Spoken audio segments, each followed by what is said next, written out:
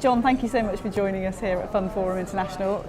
One of the key things that you got to do today was react to breaking news. Tell me about that. It's one of the best things that can happen. I mean, FundForum was actually looking at a real-world event in real time, and we had the Greek crisis kind of hit us. And so last night, literally, we talked about can we react, and Greece is something my risk firm deals with all the time.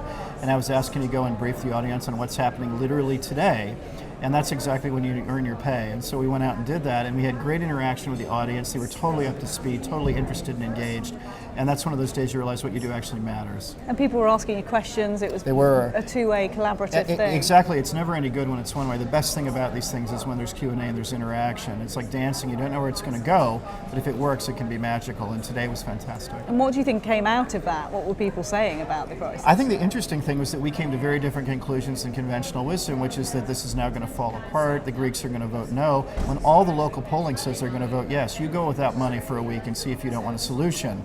And I think that the conventional wisdom is really underrated what's going on in Greece, and almost everybody talked about that domestic component being vital. And I think that was what came away. In fact, I was so interested in the outcome that I'm going to write an article on it for my newspaper because I was so interested in where it went. Great, so that was one aspect today. Other key themes include the challenges facing this industry in terms of evolving and embracing sort of new technologies and new ways of working. Do you think that's something that this sort of fairly staid industry in the past can do? Can it embrace it or not? I think it has to, or it does. I mean, you don't want to be a dinosaur after the asteroid hits, and we've all been talked at by people, tend to be old, white, and male, let me say that.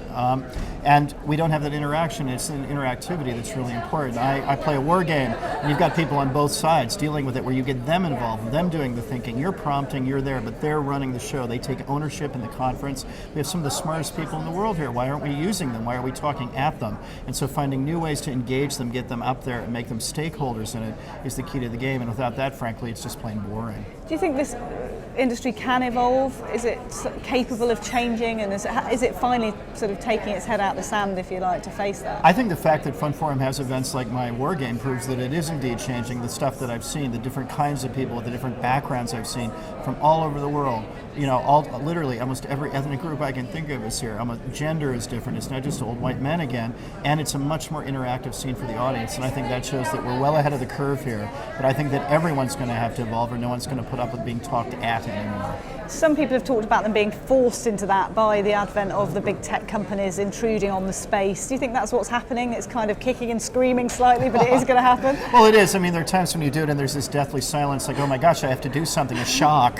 But I think we all have to be shocked out of our comfort zone sometimes, and I think that helps. Certainly guys on my end do. You don't just talk at people, you engage them. You are a human being who happens to know what you're talking about, and you engage them as other smart human beings, and that is a step forward for everybody. Being approachable and transparent, that's what millennials want. They want that access, if you like. Exactly, and when they want to know your story, how you fit in, what you did, how you went through, rather than just dry facts recited that they could read in a book somewhere. But if you engage people, you get so much more back. War games work best when the people actually like them. You have all these smart people. When they engage, they work.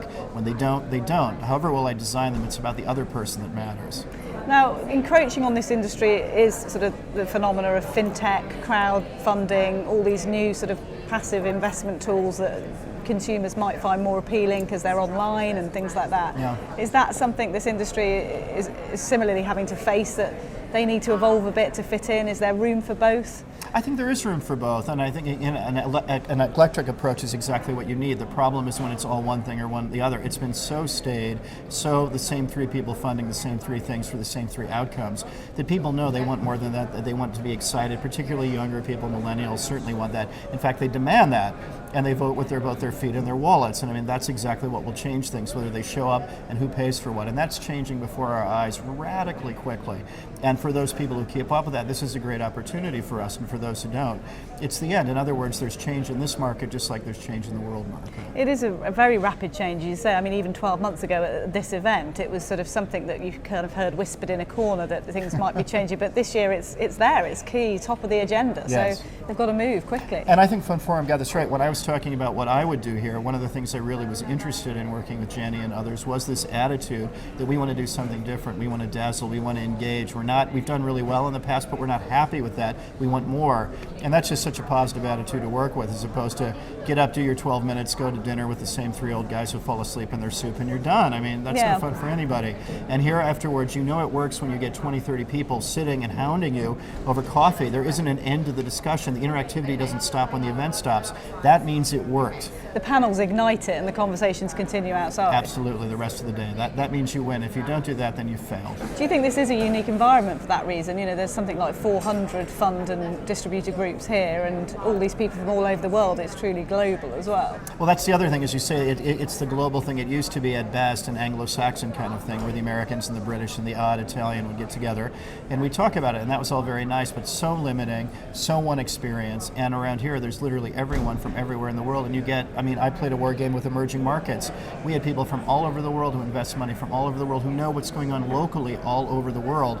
That's totally new and exciting. It's something that I really love doing. I had a great conversation earlier. One of the showcases was talking to a crowdfunding expert who talked about the fact that he drives into the desert and finds nomadic tribesmen with mobile phones who now have access to finance. You know, this is the world we're living in now. And that's it. I mean, a long time ago, it didn't matter. You did interviews as a secondary thing in your job, and now, I mean, in terms of content and reprocessing content, I love that I write books. I think that's important, and I'm proud that I do that. But that's not one of the 5 most important things I do with my time. Engaging people constantly. As Ian Forster used to say, what's the secret to life? Only connect. And it's connecting any way you possibly can. There are just more ways to connect here, and so it's totally worth my time doing it. Lovely though it is to sit in an ivory tower and write. Nice to connect with you, John. Thanks nice for joining us.